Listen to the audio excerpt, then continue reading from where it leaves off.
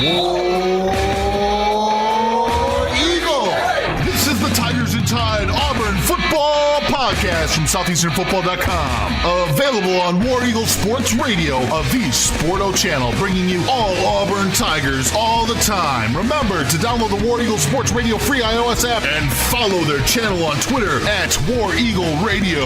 Here are your hosts, Brett Mason and Jamie Thomas. Here we go again, broadcasting live from our respective bunkers down in South Alabama. I am your resident Auburn fan, Brett Mason. My co-pilot, as always, resident Bamer, Jamie Thomas. War Eagle, buddy. Roll Tide, man. First weekend of real SEC football. How about that? Well, I mean, if you're an Auburn fan, it's been real football every week, so I don't know what you're talking about. Yeah, all of a sudden, Jacksonville State's part of the SEC, huh? Hello to everybody on our iOS app or Android app. They're free in the app stores. Look for Tigers and Tide. And you also can subscribe on iTunes, Stitcher, TuneIn, iHeartRadio, YouTube, and more. On any of those platforms, pick the one you like best and just look for Tigers and Tide. So we're going to start out talking about the injury situation. I wonder if you had a crystal ball as we headed into the season, Jamie, because you really talked a lot about fall camp, how big a deal injuries could be for Auburn this year. And Right. It's coming too early, man. And I tell you, when you're just that shallow at some key positions, you're just probably going to have not that great of a looking year. And that's panned out to be true. Josh Holsey, poor kid, man. It's 2 years in a row now for this kid. He's out for the season with the ACL. He went out early last year, too, didn't he? Yes, early. I believe it was first game. It might have been second game last year. It was very early, though. And you really hate any kid, no matter what team they play for. You just hate to see that. He put all that blood, sweat, and tears into fall camp and gone for the year. That's tough. Yeah, and it's his senior year. You know, it's his year to be a leader of the team. It's his year to stand out, and all that's down the drain. So, I mean, I hate to see it for the team, but I hate to see it for him. He seems to be a good kid and works hard. So, but you know, what you going to do? That's just part of it, unfortunately. Some mixed messages. Muschamp said 2 days ago Carl Lawson and Trey Matthews probably would play. Malzahn said today Carl Lawson and Trey Matthews day-to-day. We don't know. I think anytime you're still on crutches a few days out from the game, you're probably not going to play. And that's Carl Lawson. So I don't even know why they're toying around with that. I don't know if they're playing. It seems stupid to play head games over that because I don't think it makes that much of a difference from a preparation. Yeah, I mean, I think you keep him out. Hope that you get out of this game with a win, and let him be healthy the rest of the year.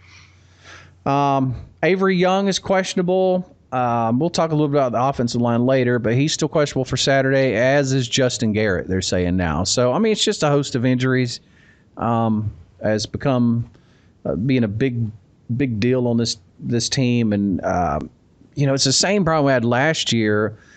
Rushing the passer was something pretty much non-existent. I'll say this. We're playing an FCS team on Saturday. Montravius Adams played really well, but they schemed well against him. Now, he penetrated the line a lot Saturday. There was just never anybody home. We talked about this on the Monday podcast. They were playing the perimeters and the edges and swinging him out. And, Montravius Adams was busting through the middle a lot. There was just nobody for him to terrorize when he got home. So, yeah, he was doing his job. But other than that, it's pretty anemic across the board. We'll talk about let's go ahead and talk about the negatives. We're going to talk about the positives, and there's a lot of them. Believe it. That's not going to take very long. No, there really are a lot of them, and I'm not just saying that because I'm a homer. There really are some positives to take away. Unfortunately, they aren't enough, I think, to make the Auburn team a winning team on their own. But there's a foundation there if you just get a couple other things, kicking.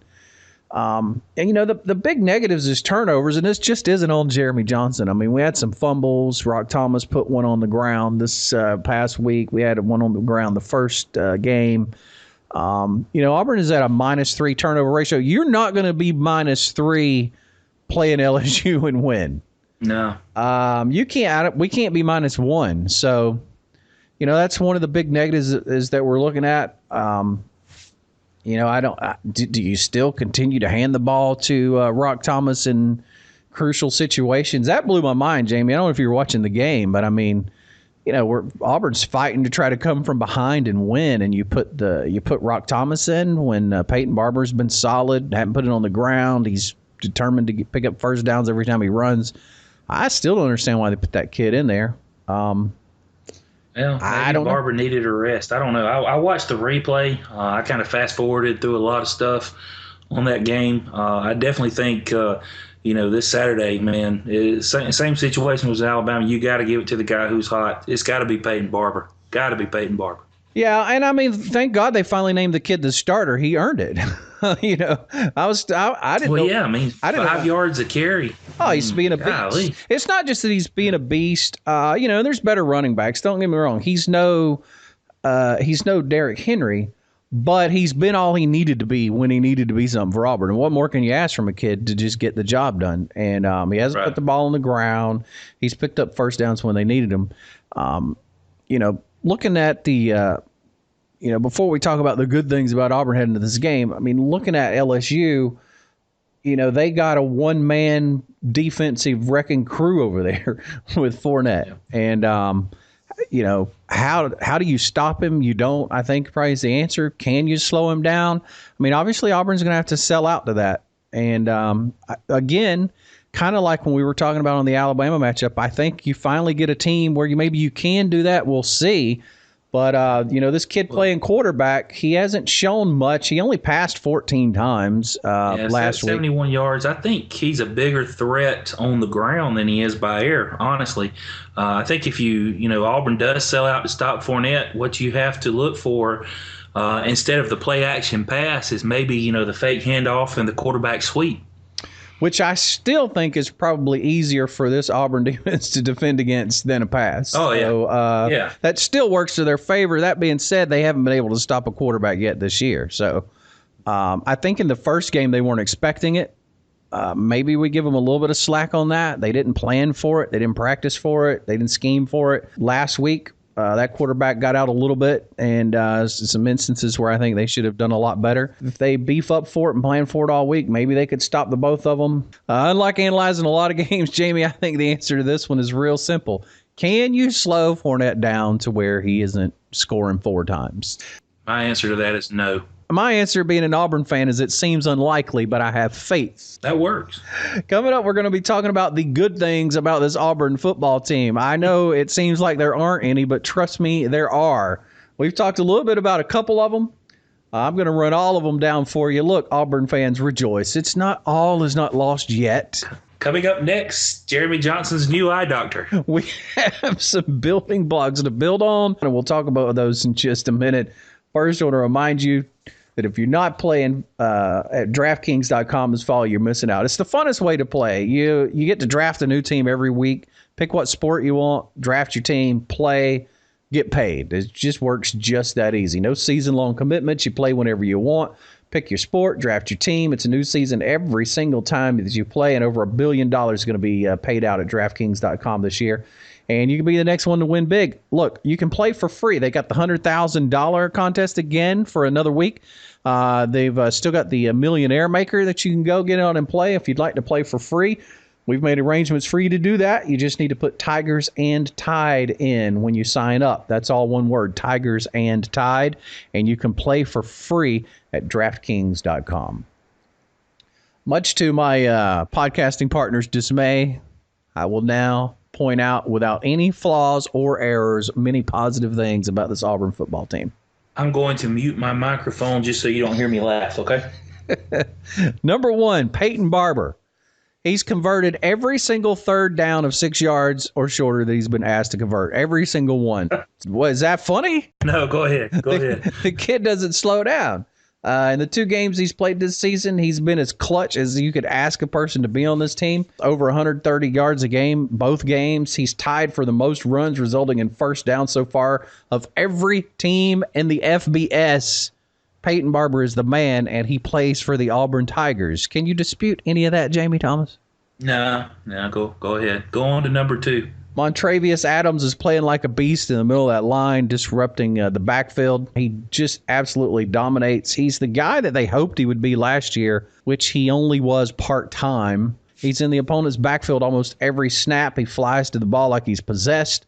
And he's getting some help from Dontavius Russell, who's playing pretty well, too. You still got two guys that are doing pretty good things on that defensive line. I agree. Rudy Ford, we start getting weak when you're looking to the secondary. You look at the ends and the corners, it starts getting a little weak for Auburn. But look, Rudy Ford's playing pretty good at the safety position, and they haven't been exploited over the middle of the field, really on the deep ball too much either. The pass coverage has been pretty solid. In a game where you're hoping to force this quarterback to have to win the game, hopefully we could get close to doing that.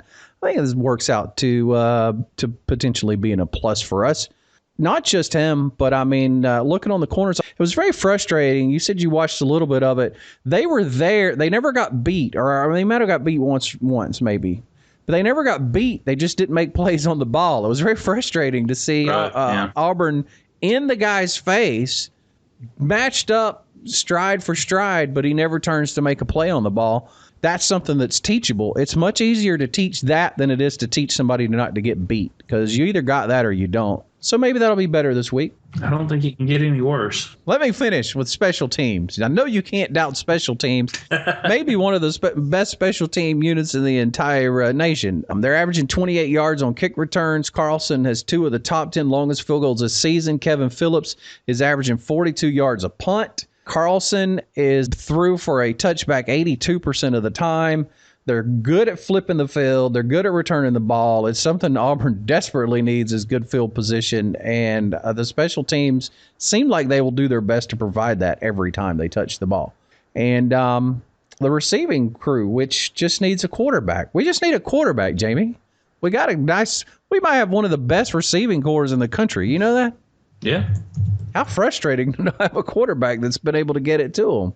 Melvin Ray has been clutch. He was clutch last week, but he's looked good on some other passes. Ricardo Lewis has, I think, got the majority of the passes, which has been odd. Duke Williams was double played all last week, double teamed. But I tell you, I'm still surprised they don't throw to him more. I mean, if you're gonna throw into double coverage, which Jeremy Johnson likes, I would pick Duke Williams. If you were back there and you were going to throw into double coverage, would you pick Ricardo Lewis or Duke Williams?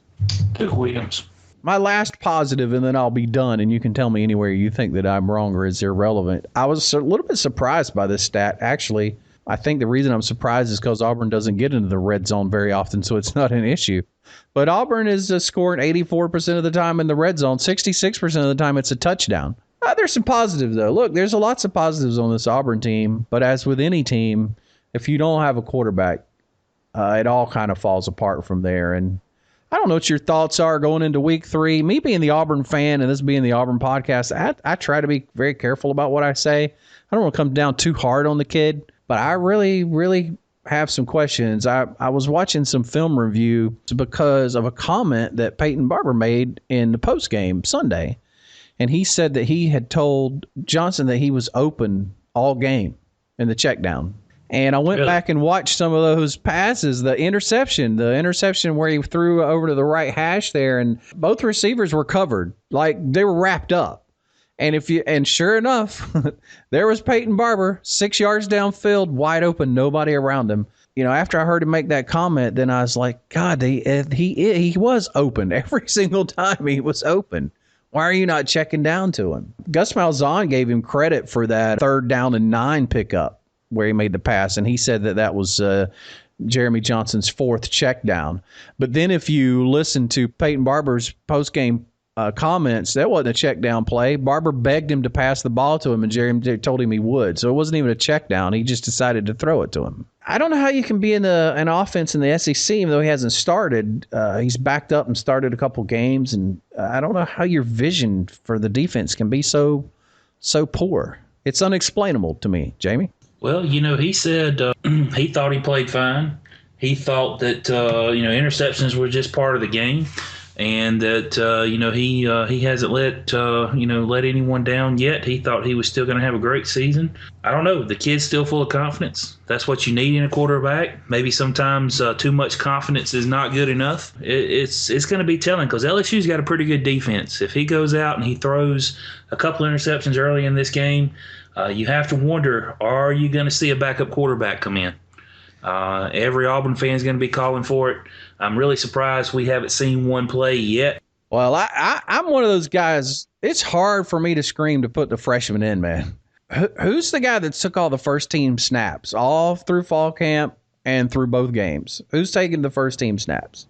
It's Jeremy Johnson. And he's not a freshman. Has anybody seen what happens when you put a freshman in at quarterback in the SEC? Yeah, that's true. But that usually turned out well. I mean, if Jeremy Johnson is going to throw a couple of picks a game, what worries me is Sean White throwing 5 picks. So, I mean, I don't know. I think the answer is for Jeremy Johnson to run, man. Jeremy Johnson has to tuck it and run. And I hope that if nothing else, they've drilled into his head this week. If you don't have a wide open receiver, like wide open as a barn door, just tuck the ball and try to get us back to the line of scrimmage or pick up three yards. I think the offense has been schemed around him being able to drop back and be successful in the pocket. Yeah. I think they've given up on that, the quarterback rushing. I think maybe they need to go back to it. Oh, I think wherever that 2014 playbook is at, I think it's time to dust a few pages of that off. I'm the Auburn fan, but I got LSU winning it, and I don't even know what the score will be. It doesn't matter. Even if they win by a point, it's not going to make me happy. And it'll be the end of Auburn's season. Make no mistake about it. They could still have a winning season numbers-wise, but as far as having anything to play for, we're left playing for the Iron Bowl. As much as I love to win the Iron Bowl, Jamie, playing for the Iron Bowl is not the season that I want to have. So you're putting it all on this one game? Well, what are the other options? I mean, it's SEC West team you're playing, especially if Alabama wins this weekend. You have LSU and Alabama a game up on you with still a torturous season ahead for you. I don't think you're playing for anything else but the Iron Bowl at that point. Am I wrong? No, you could be right. So, I mean, it's a must-win game for me. I wrote an article about that 2 days ago, put it up on the website, and go read it if you'd like at southeasternfootball.com. I think if they play it close, they can salvage the season. I think if they lose it by 1 or they lose it by 3, they're obviously going to fall out of the top 25. There's no doubt about that. They potentially could maybe build on that and be second in the SEC West. Is that a trophy? Is there a trophy for that? No. That's a pretty good bowl game, though. I mean, I just don't want to go to the Outback Bowl, man. I hate the Outback Bowl. Do you know how bad I hate the Outback Bowl? Well, I mean, Auburn has a standing reservation for that, don't we? And that's why I hate it. Anybody that gets excited about playing the Outback Bowl needs to have their head examined. Free blooming onions for everybody. Nevertheless, we'll see how it shakes out. I will either be despondent or deliriously happy come the Monday podcast, but I hope you'll join us then. And let me throw in a quick plug before we head out of here. If you've listened to the podcast and thought you'd like to try your own hand at it, let me introduce you to Blueberry, where you can try your own podcasting for a month for free. We've worked it out for those guys, and if you're good at it and you enjoy it, it's just $12 after that. Can't beat that price. It's really easy. Just produce, post, and publish. And again, you can try it for free. Go to southeasternfootball.com/free month. southeasternfootball.com/free month. And if you'll use Tigers and Tide at checkout, you can try it for free. We will talk to you Monday, man. Good luck this weekend. War Eagle to you, buddy. Roll Tide, man.